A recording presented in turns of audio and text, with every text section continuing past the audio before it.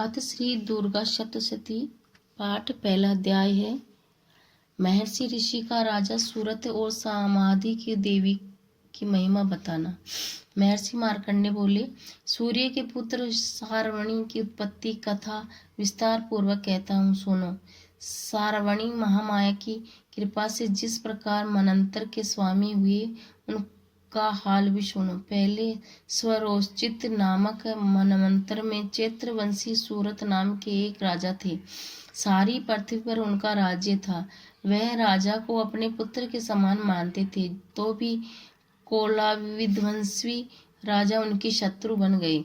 दुष्टों को दंड देने वाले राजा सूरत भी उनके साथ लड़ाई हुई। कोलाविध्वंसियों की संख्या में कम होने पर राजा सूरत युद्ध में उनसे हार गए। तब वह अपने नगर में आ गए। केवल अपने देश का राज्य ही उनके पास रहा और वहीं उसी देश के राजा होकर राज्य करने लगे। किंतु उनके शत्रुओं ने उन पर वहां भी आक्रमण किया।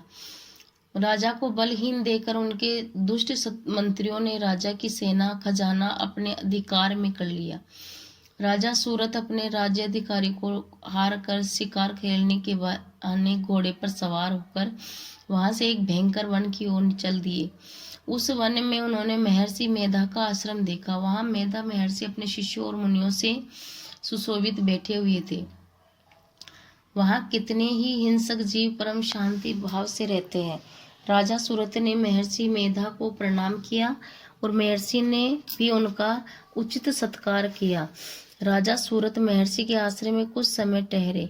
अपने नगर की ममता आकर्षण से राजा अपने मन में सोचने लगे, पूर्व काल में पूर्वजों ने जिस नगर का पालन किया वह आज मेरे हाथ से निकल गया।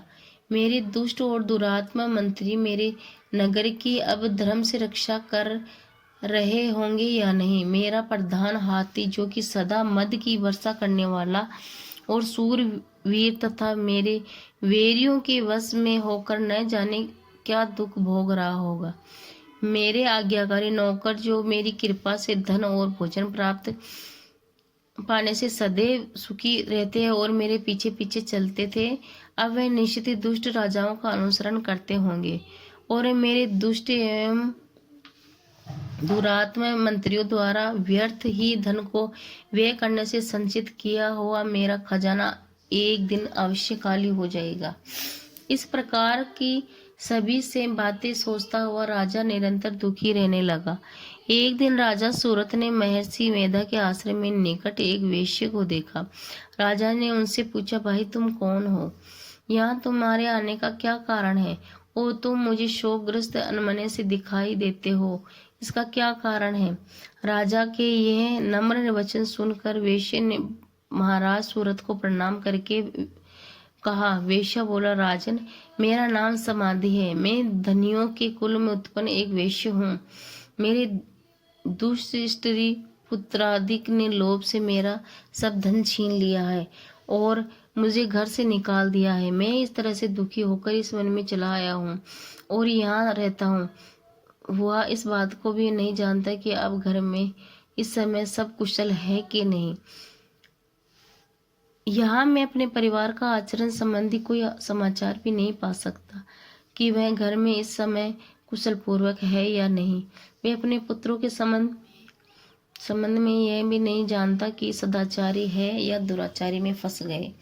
राजा बोले, जिस धन के लोभी स्त्री पुत्रों ने तुम्हें घर से निकाल दिया, फिर भी तुम्हारा चित्त उनसे प्रेम करता है। वेश्या ने कहा, मेरे विषय में आपको ऐसा कहना ठीक है, किंतु मेरा मन इतना कठोर नहीं है। यद्यपि उन्होंने धन के लोभ में पकड़कर पितृ स्नेह को त्याग कर मेरे घर से निकाल दिया, तो भी मेरे मन में उनके लिए कठोरता नहीं है। हे महात्मते, मेरा मन भी उनमें क्यों फंसा रहता है, इस बात को जानता हुआ भी मैं न जान रहा। मेरा चित्त उनके लिए दुखी है। मैं उनके लिए लंबी सांसें ले रहा हूँ। उन लोगों में प्रेम नाम का को नहीं है, फिर भी ऐसे निस्नेहियों के लिए मेरा हृदय कठोर नहीं होता। महर्षि मार्कंडेय ने कहा कि हे ब्राह्मण, इसके पश्चात राजा सूरत और वह वेश्य दोनों महर्षि मेधा के समीप गए। उनके साथ यथोयोग्य न्याय संभाषण करके दोनों ने वार्ता आरंभ की। राजा बोले, हे भगवान, मैं आपसे एक बात पूछना चाहता हूँ, जो आप मुझे कृपा करके बताइए। मेरा मन मेरे अधीन नहीं है, इससे मैं बहुत दुखी हूँ। राजा धनादि की चिंता अभी तक मुझे बनी हुई है और मेरी यह ममता अज्ञानियों की तरफ बढ़ती जा रही है। और यह समाधि नामक वेश्य भी अपने घर में अपमानित होकर आया है। इसके स्वजनों ने ही उसे त्याग दिया है। स्वजनों से त्यागा हुआ भी यह उनसे हार्दिक प्रेम रखता है। इस तरह हम दोनों ही दुखी हैं। हे महाभाग, उन लोगों के अवगुणों को देखकर भी हम दोनों के मन में उनके लिए ममता जनित आकर्षण उत्पन्न हो रहा है।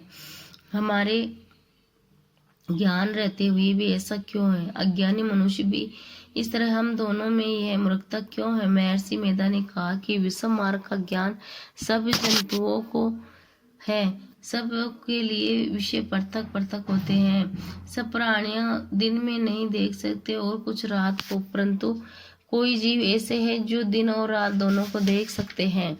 यह सत्य है कि मनुष्यों ने ज्ञान प्रदान है, किंतु केवल मनुष्य ही नहीं, यानी पितु पशु पक्षी आदि भी ज्ञान रखते हैं। जैसे यह पशु पक्षी ज्ञानी है, वैसे ही मनुष्य का ज्ञान है, और जो ज्ञान मनुष्यों में है वैसे ही पशु पक्षियों में भी है, तथा अन्य बातों भी दोनों में एक समान पाई जाती है। दोनों ज्ञान होने पर भी इन पक्षियों की ओर देखो, अपने भूख से पीड़ित बच्चों की चोंच में कितने प्रेम से अन्न को डाल रहे हैं। हे राजन, ऐसा ही प्रेम मनुष्यों में अपने संतान के प्रति पाया जाता है। लोभ के कारण अनेक उपकार का बदला आपके लिए पुत्र मनुष्य की इच्छा रखते हैं और इस प्रकार मोह के गड्ढे में गिरा करते हैं। भगवान श्री हरि की जो माया है उसी से यह संसार मोहित हो रहा है। इसमें आश्चर्य की कोई बात नहीं है, क्योंकि यह भगवान विष्णु की योग निद्रा है। यह माया ही तो है जिसके कारण संसार मोह में जकड़ा हुआ है। यही महामाया भगवती देवी ज्ञानियों के चित्त को बलपूर्वक खींचकर मोह में डाल देती है और उसी के द्वारा संपूर्ण जगत की उत्पत्ति होती है। यही भगवती देवी प्रसन्न होकर मनुष्य को मुक्ति प्रदान करती है। यही संसार के बंधन का कारण है तथा संपूर्ण ईश्वरों की भी स्वामिनी है। महाराज सूरत ने पूछा, हे भगवान, वह देवी कौन सी है जिसको आप महामाया कहते हो? हे ब्राह्मण, वह कैसे उत्पन्न हुई और इसका क्या कार्य है और उसके चरित्र कौन कौन से हैं? प्रभु, उसका जैसा प्रभाव हो, जैसा स्वरूप हो, वह सब कृपा करके मुझसे कहिए, मैं आपसे सुनना चाहता हूँ। महर्षि मेधा बोले कि हे राजन, वह देवी तो नित्य स्वरूपा है, उसके द्वारा यह संसार रचा गया है, तब भी उसकी उत्पत्ति अनेक प्रकार से होती है। वह सब आप मुझसे सुनो। वह देवताओं का कार्य सिद्ध करने के लिए प्रकट होती है, उसी समय वह उत्पन्न हुई कहलाती है। संसार को जेल में करके वह भगवान विष्णु योग निद्रा का आश्रय लेकर शेष शैया पे सो रहे थे। तब मधुकेटम नाम के 2 असुर उनके कानों के मेल से प्रकट हुए और वह श्री ब्रह्मा जी को मारने के लिए तैयार हो गए। श्री ब्रह्मा जी ने जब उन दोनों को अपनी ओर आते देखा और यह भी देखा कि भगवान विष्णु योग निद्रा को आश्रय लेकर सो रहे हैं, तो वह उस समय श्री भगवान की जगाने के लिए उनके नेत्रों में निवास करने वाली योग निद्रा की स्तुति करने लगे। श्री ब्रह्मा जी ने कहा, हे देवी, तुम ही स्वाहा, तुम ही स्वेधा और तुम ही वष्टकार हो। स्वर भी तुम्हारा ही स्वरूप है। तुम ही जीवन देने वाली श्रद्धा हो। नित्य अक्षर प्रणव में आकार, उकार, मकार, इन तीनों में माताओं के रूप में भी तुम ही स्थित हो। इनके अतिरिक्त जो बिंदुपत अर्थ मात्र है, जिसको भी विशेष रूप से उच्चारण नहीं किया जाता, हे देवी, वह भी तुम ही हो। हे देवी संध्या, सावित्री, परम जननी तुम ही हो। तुम उस विश्व को धारण करने वाली हो। तुमने ही इस जगत को रचना की हो, तुम ही इस जगत का पालन करने वाली हो, और तुम ही कल्प के अंत में सबको भक्षण करने वाली हो। हे देवी, जगत की उत्पत्ति के समय तुम सृष्टि स्वरूपा होती हो, पालन काल में स्थिति रूपा और कल्प के अंत में संहार रूपेणा धारण कर लेती हो। तुम ही महाविद्या, महामाया, महामेधा, महारात्रि और महामोहरात्रि हो। श्री ईश्वरी और बोध स्वरूपा बुद्धि भी तुम ही हो। लज्जा, पुष्टि, तुष्टि, शांति और क्षमा भी तुम ही हो। यह खड़क धारणी, शूल धारणी, घोर रूपा तथा गदा, चक्र, शंख, धनुष को धारण करने वाली हो। बाण, भ्रुशुंडी और परिघ यह भी तुम्हारे ही अस्त्र है। तुम सौम्य और सौम्यंतर को हो। यही नहीं बल्कि जितनी भी सौम्य तथा सुंदर वस्तुएं संसार में, उन सब में से बढ़कर तुम सुंदर हो। पर और अपर इसमें रहने वाले सुंदर तुम ही हो। सर्व से देवी, जो भी सत्य असत्य पदार्थ है उनमें जो शक्ति है वह तुम ही हो। ऐसी अवस्था में भला तुम्हारी स्तुति कौन कर सकता है।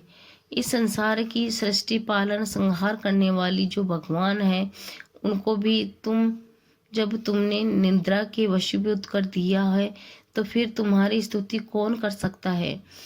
भगवान विष्णु और शंकर को शरीर धारण कराने वाली तुम ही हो।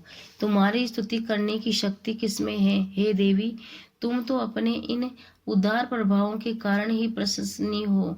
मधु के टब जो भयंकर असुर हैं, इन्हें तो मोह में डाल दो और श्री हरि भगवान विष्णु को जल्दी से जगा दो और इसमें इनको मार डालने की बुद्धि भी उत्पन्न कर दो। महर्षि मेधा बोले, हे राजन, जब श्री ब्रह्मा जी ने देवी से इस प्रकार स्तुति करके भगवान को जगाने तथा मधु केटव को मारने के लिए कहा, तो वह भगवान श्री विष्णु की नेत्र, मुख, नासिका, बाह्य, हृदय और वक्षस्थल से निकल श्री ब्रह्मा जी के सामने खड़ी हो गई। उनका ऐसा करना भी भगवान श्री हरि तुरंत जाग जाते हैं और दोनों असुरों को देखा तो जो कि अत्यंत बलवान और पराक्रमी थे और मारे क्रोध के उनके नेत्र लाल हो रहे थे, और जो ब्रह्मा जी को वध करने के लिए तैयार थे, सब क्रुद्ध हो उन दोनों दुरात्मा असुरों और के साथ भगवान श्री हरि पूरे 5 वर्ष तक लड़ते रही। एक तो वह अत्यंत बलवान और पराक्रमी थे, दूसरी महामाया ने भी उन्हें मोह में डाल रखा था। अतः वह श्री भगवान से कहने लगे, हम तुम्हारे वीरता से अत्यंत प्रसन्न हैं, तुम हमसे कोई वर मांगो। भगवान ने कहा, यदि तुम मुझ पर प्रसन्न हो तो अब तुम मेरे हाथों से मारे जाओगे। बस इतना ही सा है कि तुम मुझ पर प्रसन्न हो। बस इतना सा है कि वर मैं तुमसे मांगता हूँ। यहाँ दूसरे वर से क्या प्रयोजन है। महर्षि मेधा बोले कि इस तरह से जब वह धोखे में आ गए और अपने चारों ओर जल ही जल देखा, तो भगवान श्री हरि ने कहा, जहाँ पर जल न हो, सूखी जमीन हो, उसी जगह हमारा वध कीजिए। महर्षि मेधा कहते कि तथास्तु कहकर भगवान श्री हरि ने उन दोनों को अपनी जांघ पर लिटाकर उन दोनों के सिर काट डाले। इस तरह से यह देवी श्री ब्रह्मा जी की स्तुति करने से प्रकट हुई थी। अब तुम उनके प्रभाव का वर्णन करता हूँ, सो सुनो। इस तरह ये पहला अध्याय समाप्त होता है। बोलो माँ भगवती मैया की, महाकाली, महादुर्गा, महासरस्वती मैया की जय।